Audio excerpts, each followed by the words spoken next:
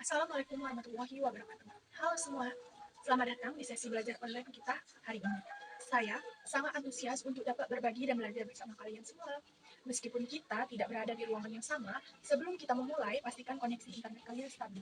Jika ada pertanyaan atau hal yang kurang jelas, jangan ragu untuk mengetik di kolom chat. Ingat, setiap pertanyaan adalah langkah menuju pemahaman yang lebih baik. Mari kita manfaatkan teknologi ini untuk kebaikan kita dan mulai belajar. Sebelum kita belajar, teman-teman sekalian, ada baiknya membuka link website yang sudah Ibu bagikan di grup WhatsApp kita. Di sana sudah ada fitur RPP, coba kalian buka ya, Ibu akan menjelaskan sedikit mengenai kompetensi dasar yang akan kita pelajari. Lalu kita membuka, oke, setelah kalian membuka RPP, kita akan mempelajari tentang KD yang akan kita pelajari, yaitu memahami norma-norma yang berlaku dalam kehidupan masyarakat untuk mewujudkan keadilan.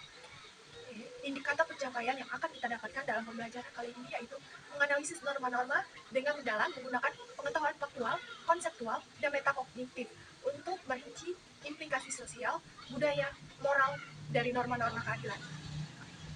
Yang kedua yaitu mengimplementasikan norma-norma keadilan dalam kehidupan masyarakat dengan menciptakan solusi konkret berdasarkan pemahaman konseptual dan menerapkan pengetahuan metakognitif untuk memantau dan menilai dampaknya secara keberlanjutan.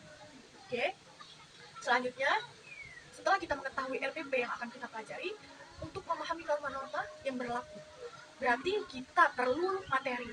Ibu sudah menyiapkan materi kita, yaitu setelah kalian membuka fitur RPP tadi, Ibu mohon untuk kalian membaca sendiri mana aja yang telah Ibu cantumkan di dalam pembelajaran di website yang Ibu sudah kirim ya. Di situ terdapat beberapa halaman bahan ajar yang akan kalian pelajari. Di situ sudah banyak ya. Mungkin Ibu tidak bisa menjelaskan secara detail tentang materi. Ibu akan menjelaskan secara pandangan, secara singkatnya saja. Oke, kalian buka fitur PPT, norma dan keadilan. Ada yang tahu di sini pengertian norma?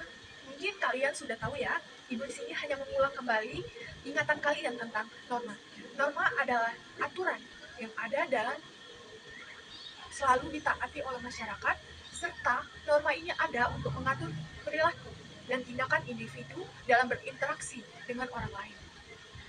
Seorang ahli filsafat bangsa Yunani bernama Aristoteles dalam bukunya Politician, artinya manusia selalu hidup berkelompok dalam masyarakat. Wah, benar ya, katanya, bahwa manusia itu hidup secara berkelompok. Sebagai makhluk sosial, kita sangat membutuhkan orang lain untuk saling berinteraksi, saling membutuhkan, di mana kita saling sangat menjaga persatuan kita sebagai makhluk yang selalu hidup berkelompok, makhluk sosial juga. Oke, ada yang tahu di sini macam-macam norma itu ada berapa sih? Wah, benar nih, macam-macam norma ada 4. Yang pertama, norma kesusilaan. Norma kesusilaan adalah norma yang berkaitan dengan aturan hidup yang bersumber pada suara hati nurani. Wah, berarti norma ini sesuai dengan tingkah laku kita ya. Bagaimana nih contoh perilaku berdasarkan norma kesusilaan yang sesuai dengan hati nurani kita? Jujur, oke, sikap jujur merupakan suara hati kita ya. Tidak mencuri juga merupakan suara hati kita. Menghargai orang lain juga tergantung dari hati kita kan. Oke, norma yang kedua kita akan pelajari norma agama. Norma agama adalah pedoman yang bersumber dari Tuhan dan diyakini oleh pengikutnya. Norma agama dipandang sakral, suci, dan wajib ditaati. Benar sekali ya, norma agama adalah norma yang bersumber dari Tuhan Yang Maha Esa, yang mana kita sebagai pengikutnya harus tunduk, harus menjalankan syariatnya sebagai umat dari pengikutnya. Contoh norma agama adalah keharusan beriman kepada Tuhan. Ya, kalau kita tidak beriman, bagaimana kita berpedoman kepada Tuhan? Mungkin di sini ada yang tahu lah bahwa ada beberapa orang nih yang tidak memiliki pedoman bersumber dari Tuhan. Mungkin pandangan dia berbeda ya dengan pandangan kita. Kita, terutama ibu sebagai umat beragama, sangat menjunjung tinggi dan keharusan beriman kepada Tuhan. Kedua, menjalankan ibadah sesuai agama yang dianut. Benar nih, ada yang tahu nggak ini menjalankan ibadah itu seperti apa sih? Oke, benar, kita menjalankan ibadah itu seperti menjalankan yaitu sholat. Yang kedua itu kadang Kristen itu melaksanakan yang namanya ibadah. Yang ketiga yaitu norma hukum. Norma hukum adalah norma yang dirumuskan oleh lembaga resmi, terutama negara, sebagai aturan tingkah laku warganya. Kenapa hal tersebut? Karena tanpa adanya suatu negara, maka akan terjadinya suatu perpecahan. Sebaliknya, jika tidak adanya warga negara, maka tidak akan terbentuknya suatu negara. Karena itulah, negara dan masyarakat serta rakyat-rakyatnya harus membentuk suatu persatuan dan kesatuan serta ketentraman yang ada dalam suatu negara supaya tidak terjadinya suatu perpecahan. Norma hukum ini bersifat memaksa dan harus ditaati setiap elemen masyarakat. Contoh norma hukum adalah setiap warga negara Indonesia yang memiliki penghasilan tinggi, nilai tertentu, wajib membayar penghasilan pribadi. Nah, selain itu sih norma hukum apa yang ada di Indonesia? Oke, menaati peraturan lalu lintas. Kalau tidak adanya peraturan lalu lintas, maka akan terjadinya sebuah tabrakan. Kalau tidak adanya aturan tersebut, maka habislah masyarakat karena tabrakan terus. Karena itulah kita harus membutuhkan norma hukum untuk mengatur tingkah laku masyarakat, untuk menjaga kedamaian seperti yang Ibu sebutkan tadi, menjaga persatuan kita, menjaga keutuhan negara kita. Karena kalau sering terjadi sebuah tabrakan tersebut, maka tidak adanya suatu negara. Oke. Yang keempat, norma kesopanan. Kenapa sih norma kesopanan itu sangat penting dalam pribadi kita? Karena norma kesopanan adalah suatu kebiasaan yang ada dalam suatu masyarakat. Oke. Benar yang seperti yang Ibu sebutkan tadi, norma kesopanan adalah norma yang muncul dari tata kehidupan dan kebiasaan dalam suatu masyarakat. Karena norma yang muncul ini adalah norma yang ada dan dilestarikan oleh setiap warganya. Contoh norma kesopanan yaitu orang bersalinan ketika bertemu. Oke, tanpa adanya norma tersebut, jika tidak adanya suatu norma kesopanan, maka yang muda kurang ajar ke yang tua ini tidak menghargai yang muda seperti itu, maka lebih baiknya yaitu yang muda menghargai yang tua, sebaliknya yang tua menghargai yang muda. Serta contoh lain norma kesopanan yaitu berbicara sopan. Kenapa kita harus berbicara sopan? Karena kita juga harus menjaga sikap kita terhadap orang lain. Kita tidak tahu setiap manusia itu mempunyai sifat yang berbeda, mempunyai perilaku yang berbeda. Kalau kita berbicara seperti ngomong-ngomong yang dilarang di masyarakat kita, itu akan menyakiti orang lain. Dianggapnya kurang ajar dan lain-lain.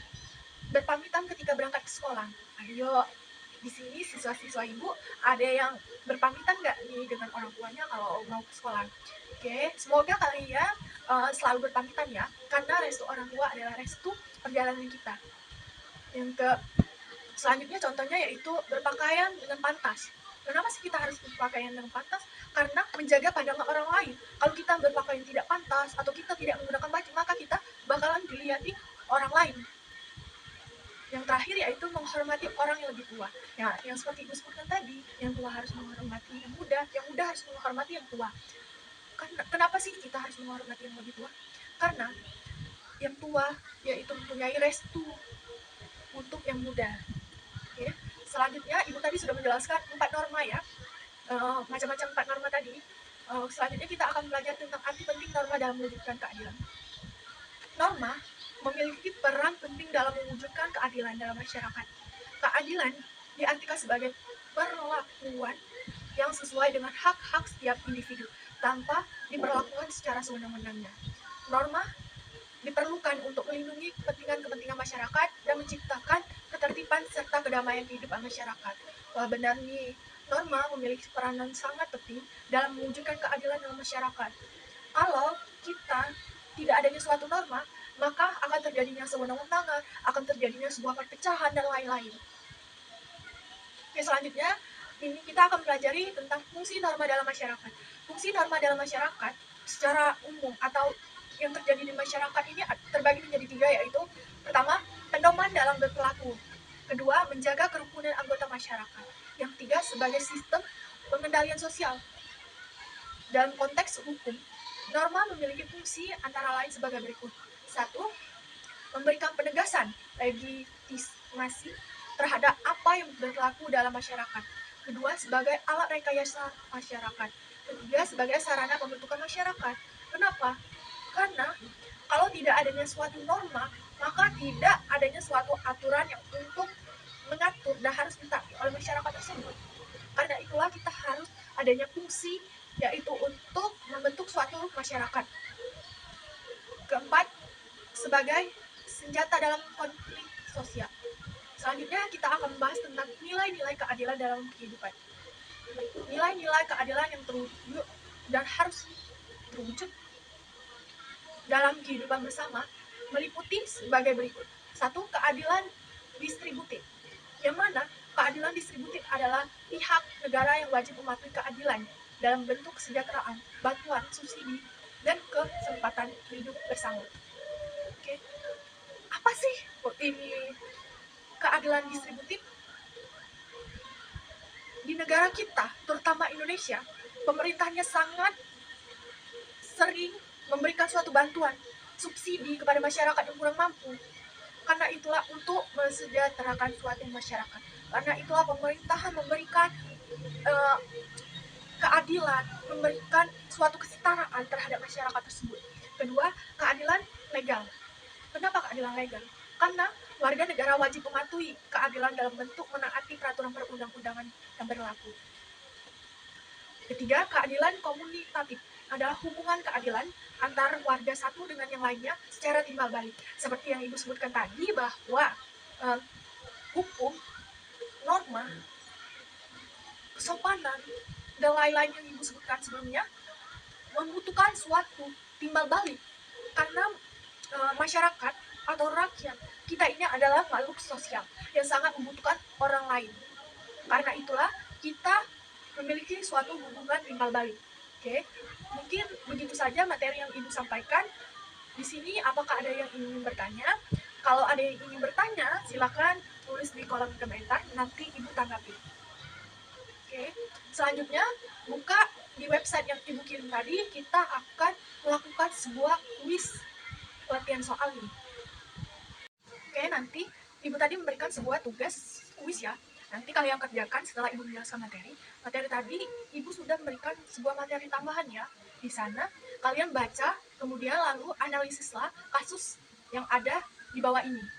Coba kalian buka link itu. Ada judulnya yaitu tentang kerugian dalam kasus yang terjerat suami Sandra Dewi senilai 271 triliun.